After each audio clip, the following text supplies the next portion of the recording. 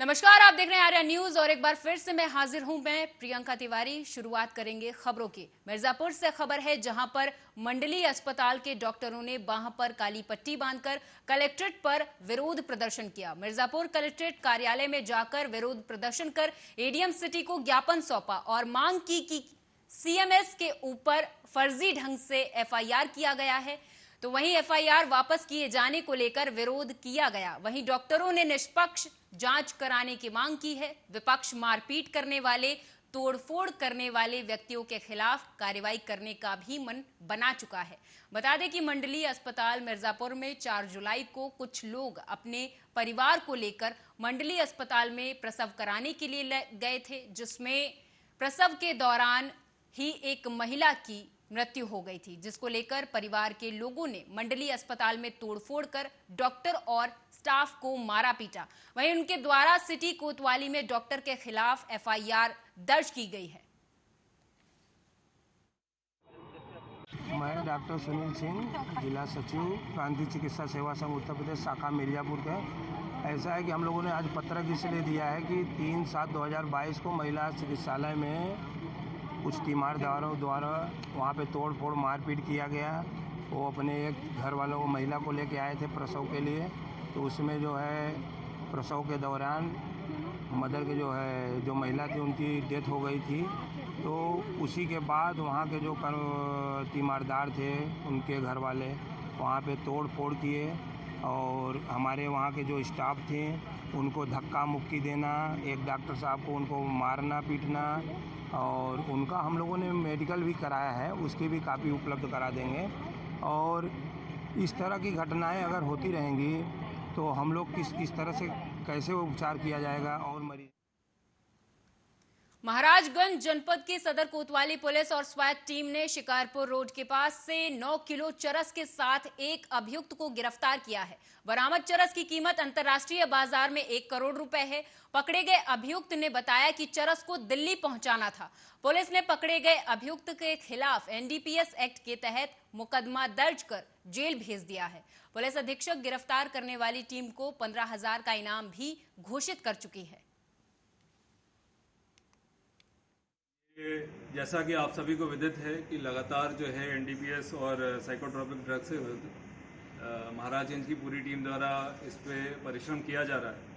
इसी क्रम में आज हमारी कोतवाली की टीम और स्वाट टीम को एक बड़ी सफलता हाथ लगी है, जिसमें एक अंतर जनपदीय तस्कर, अंतर्राज्यीय तस्कर विशाल चौरसिया, जो मूल रूप से बिहार के बेतिया जनपद का रहने वाला है, उसके पास से लगभग 24 पैकेट में 9 किलो चरस, जिसकी अंतर्राष्ट्रीय मार्केट में अनुमानित कीमत लगभग 1 करोड़ रुपए बताई जा रही है, के आसपास उससे बरामद हुआ है। और साथ में अब इससे गहन पूछताछ भी की जा रही है कि आखिर किन चैनल से ये इस प्रकार के एनडीपीएस को तस्करी किया करता था। अभी तक की प्रारंभिक पूछताछ में ऐसा पता चला है कि किसी सप्लायर द्वारा इसे ये दिल्ली पहुँचाने के लिए दिया गया। जैसा अभी बताया गया है कि अंतर राज्य मूवमेंट किया करता था, बिहार से, उत्तर प्रदेश से दिल्ली तक। तो अब इसमें सारी आगे और पीछे की तारों को खोजने का प्रयास विवेचना के दौरान किया जाएगा। और क्योंकि इसमें हमारी स्वाट टीम और कोतवाली की टीम जो लगातार इसमें लगी हुई थी, इसके द्वारा एक बड़ा अच्छा खुलासा किया गया है। इस पूरी टीम जो है वो बधाई की पात्र है और इन पूरी टीम को 15,000 रुपये का इनाम भी घोषित किया। अगली खबर आगरा से है, जहां आगरा पीआरबी 3585 पर तैनात सिपाही राहुल यादव और कालीचरण ने ट्रक में फंसे चालक को बचाया। बता दें कि खड़े ट्रक में एक और ट्रक पीछे से टकरा गया। हादसा होते ही चीख पुकार मच गई। सूचना पर पहुंची पीआरबी पर तैनात सिपाही राहुल और कालीचरण ने राहत बचाव कार्य किया। कड़ी मशक्कत के बाद घायल चालक को बाहर निकाला गया, जिसके बाद उसे अस्पताल भेजा गया है।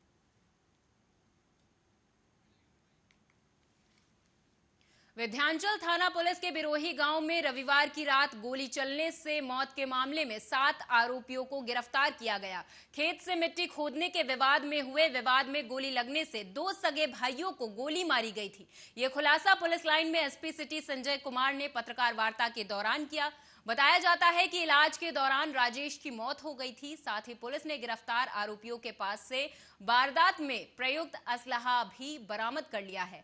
दरअसल विंध्याचल थाना क्षेत्र के बिरोही गांव में रविवार की रात खेत से मिट्टी खोदने का विरोध करने पर दो पक्षों में जमकर मारपीट हुई थी। इस दौरान एक पक्ष ने बंदूक से फायर कर दिया और गोली लगने से दो सगे भाई घायल हो गए, जहां इलाज के वाराणसी के ट्रॉमा सेंटर में 30 वर्षीय राजेश की मौत हो गई थी। जानकारी के अनुसार अब आरोपियों पर गैंगस्टर एक्ट की कार्रवाई की जाएगी।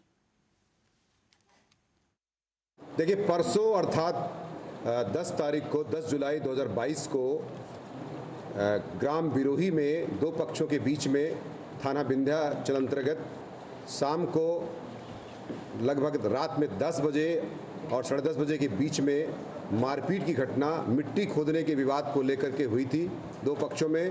बाद में गोलीबारी भी उसमें चलाई गई थी, जिसमें एक व्यक्ति को गोली गंभीर लगी थी तथा दूसरे व्यक्ति को भी गोली लगी थी। दो व्यक्तियों के जो जांघों पे चोट लगी थी।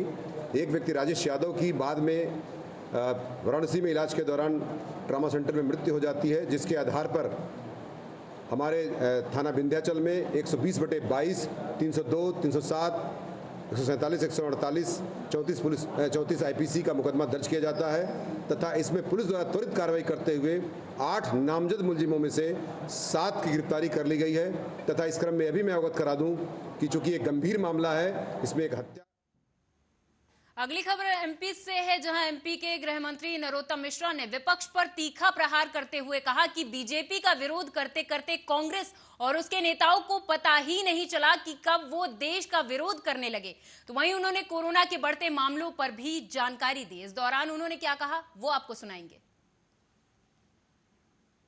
मोदी का भाजपा का विरोध करते करते इन्हें पता ही नहीं चला कि ये देश का विरोध कैसे करने लगे। हमें अपनी राष्ट्र की मजबूती जो मोदी जी ने भारत माता के माथे को विश्व में गौरवान्वित किया है, उस दिशा में बढ़ने वाला काम ये कभी नहीं करेंगे। हमेशा कड़वे ही वचन निकलेंगे। दुर्जन का मुख बामही निकसत वचन भुजंग। ये कमोबेश ऐसे ही लोग हैं। ये इस बात पे ही खुश हो रहे हैं कि वहां पे ऐसा हो रहा है तो यहां पे ऐसा हो जाए। ये कभी नहीं होने वाला है। देश अब समझ गया है कि टुकड़े टुकड़े गैंग क्या चाहती है, और ये कमोबेश जो श्रीलंका की बात को उधर ध्यान दे रहे हैं, ये वही को स्लीपर सेल है टुकड़े टुकड़े गैंग की। मतदान सबको करना चाहिए। लोकतंत्र के लिए मतदान महादान होता है और सबसे छोटी इकाई के लिए मतदान है और बड़ा महत्व का काम होता है जो दैनंदिनी का होता है।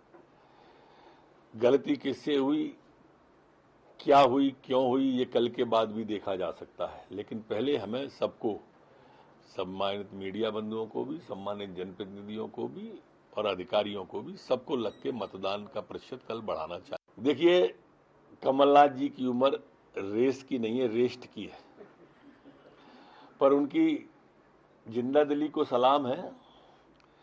अगर यही रेस वो विकास की लगा लेते तो शायद पार्टी नहीं टूटती उनकी। जो उनकी पार्टी के लोग ही छोड़ के चले गए, वो शायद नहीं जाते, लेकिन वास्तव में काम करने में और मुंह चलाने में अंतर होता है।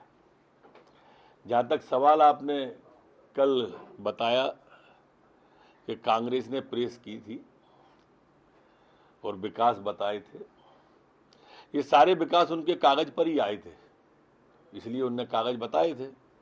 जमीन पर कोई विकास रहा होता तो कांग्रेस नहीं टूटी होती।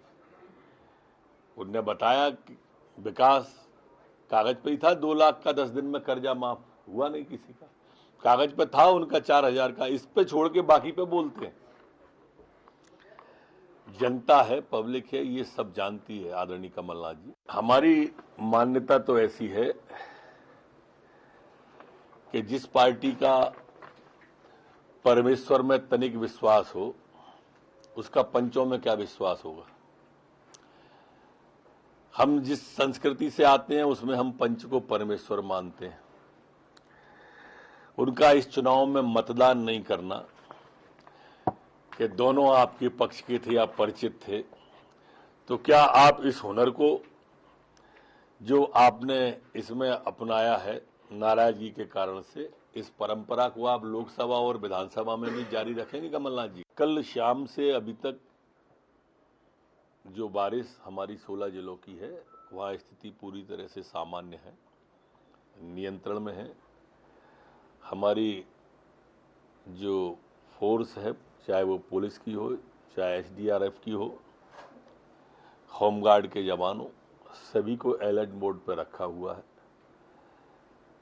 मां नर्मदा और बेतवा दोनों के किनारों को भी हमने खाली कराने का बोला है और उन सबको भी अलर्ट मोड पर रखा है।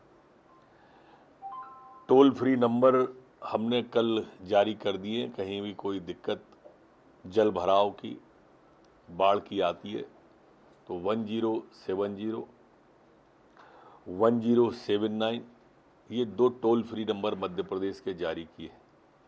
आप सबसे भी प्रार्थना है कि इन नंबरों को थोड़ा लोगों तक पहुंचाने में हमारी मदद करें। 96 हमारी क्विक रिस्पांस टीम वर्तमान में एक्टिव है और लगाई गई हैं और 19 रिजर्व टीमें प्रदेश के अंदर बाढ़ की स्थिति पर लगाई गई। जो कल सुबह के हालात थे उनमें कोई जनहानि का समाचार प्राप्त उससे नहीं हुआ था। 12 बजे के बाद स्थिति पूरी तरह से कल भी नॉर्मल हो गई थी।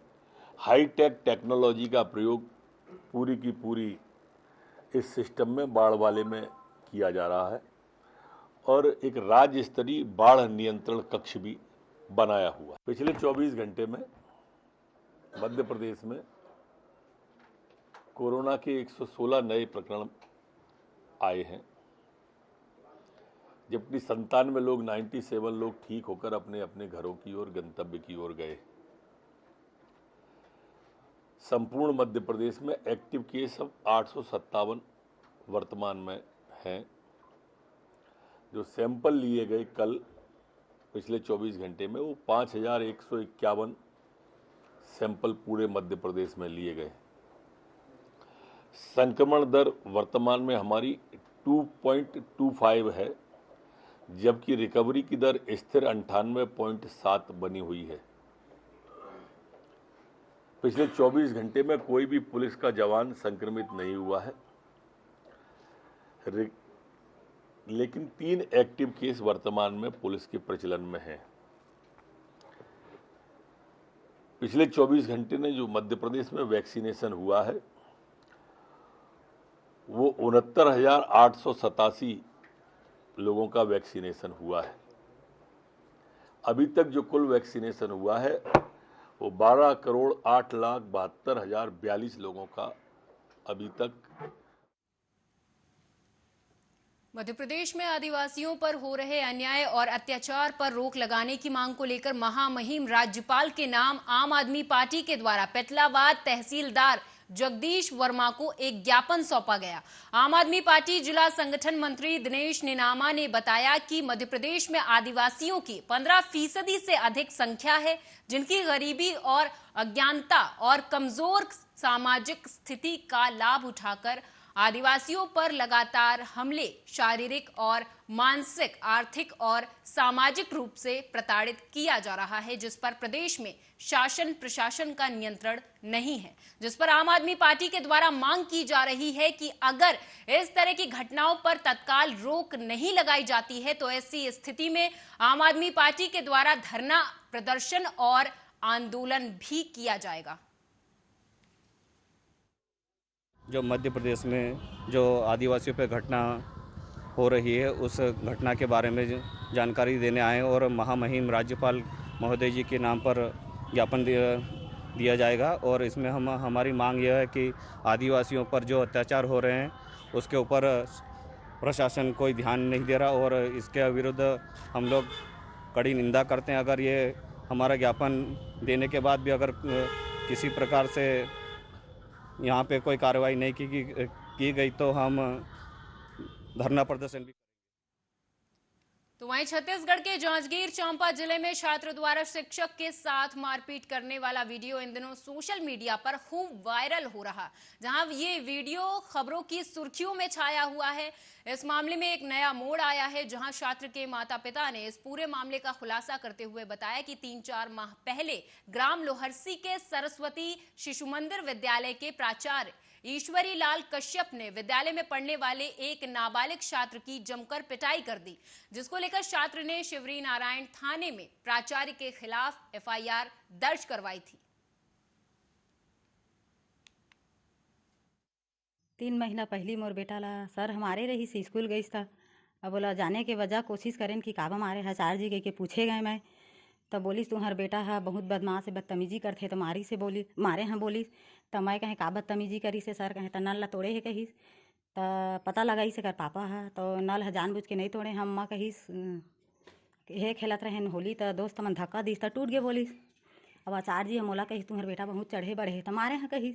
तो मैं मोर बेटा ला डांटे तो इसने काबर करे इसके के तो बढ़े तो सब लइका ला मैं मार के सुधारियाँ बोली।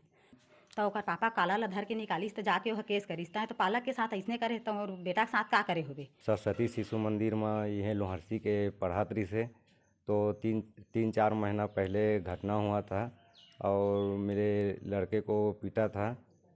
आचार्य जी ने पीटा था, बहुत लाठी से पीटा था और बांस का डंडे से।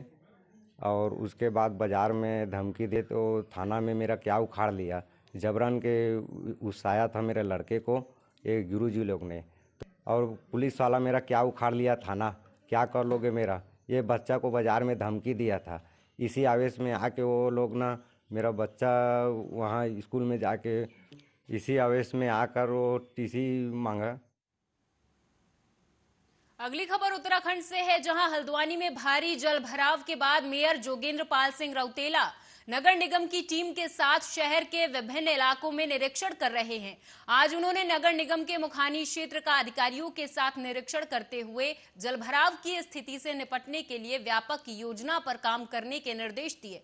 इस दौरान कांग्रेस विधायक सुमित हृदयेश द्वारा नगर निगम की योजनाओं को फाइलों में डंप करने और शहर में जलभराव के लिए नगर निगम को जिम्मेदार ठहराए जाने के बयान पर बीजेपी मेयर जोगेंद्र पाल सिंह रौतेला ने विधायक सुमित हृदयेश पर सीधा हमला किया है।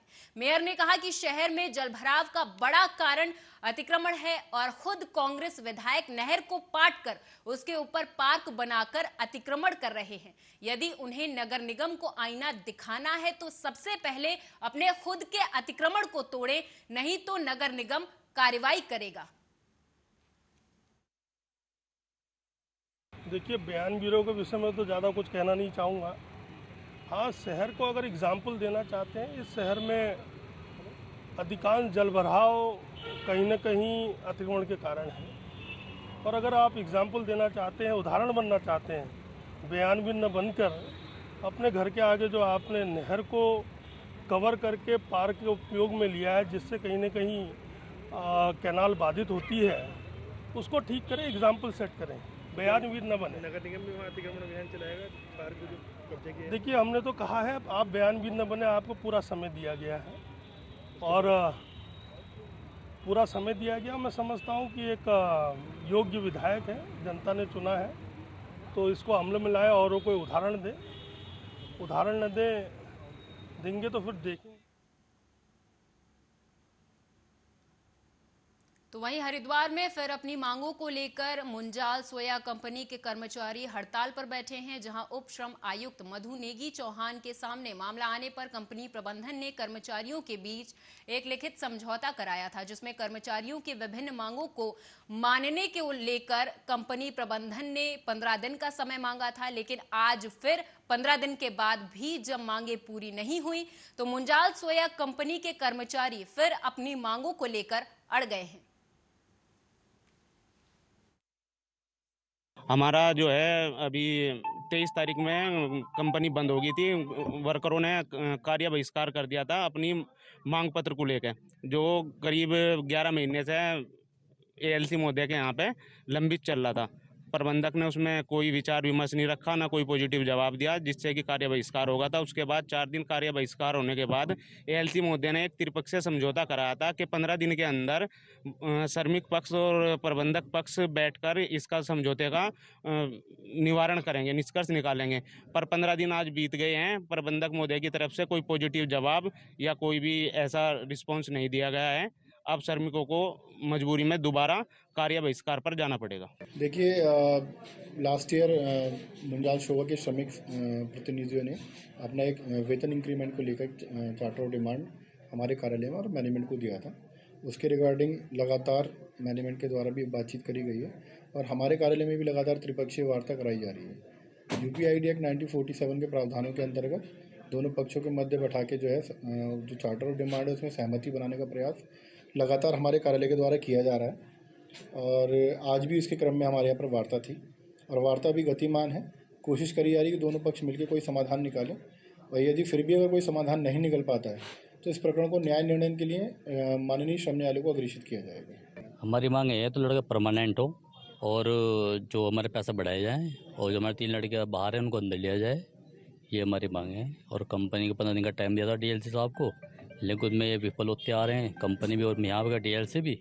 अब आगे का देखते हैं क्या करते हैं, फिर हम अपनी मजबूरी है हमारी, क्या करा जाए कि फिर हमें हड़ताल का ही हमारे पास लास्ट चांस और कुछ है। बहादुराबाद क्षेत्र टिहरी विस्थापित सुमन नगर से बिजली ट्रांसफर से तेल और तांबा चोरी हो गया। बिजली निगम कर्मी ना तो किसी के खिलाफ ट्रांसफार्मर चोरी का मामला दर्ज कराने को तैयार हैं और ना ही कोई अधिकारी या कर्मचारी ट्रांसफर चोरी होने के बाद यहां निरीक्षण को पहुंचा। लगातार तीसरी बार ट्रांसफर चोरी होने की घटना से क्षेत्र में बिजली विभाग के कर्मचारियों के ट्रांसफर के रखरखाव को लेकर काफी आक्रोश है। बिजली ट्रांसफार्मर से ऑयल और तांबा चोरी करने वाला गिरोह इन दिनों फिर से सक्रिय हो रहा है। मौका देखते ही रात के अंधेरे में चोर गिरोह बिजली ट्रांसफार्मर के साथ तोड़फोड़ कर तांबा ऑयल चोरी कर ले जाते हैं।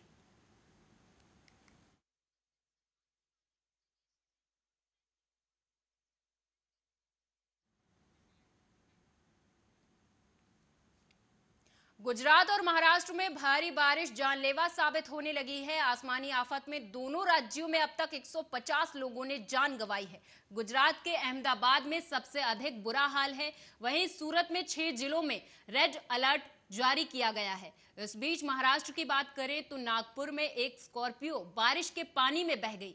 इसमें 6 लोग सवार थे, लेकिन 3 के शव मिले हैं। सभी मध्य प्रदेश के रहने वाले थे। वहीं राष्ट्रीय राजधानी दिल्ली की बात करें तो दिल्ली के आसमान में बादल छाए हुए हैं। थोड़ी देर में यहां बारिश होने के आसार हैं। महाराष्ट्र के पालघर के वसई इलाके में भूस्खलन की घटना सामने आई है। घरों के क्षतिग्रस्त होने के साथ ही कई लोगों के फंसे होने की आशंका है। अब तक 2 लोगों को बचाया गया है। पालघर कलेक्टर ने इसकी जानकारी दी है।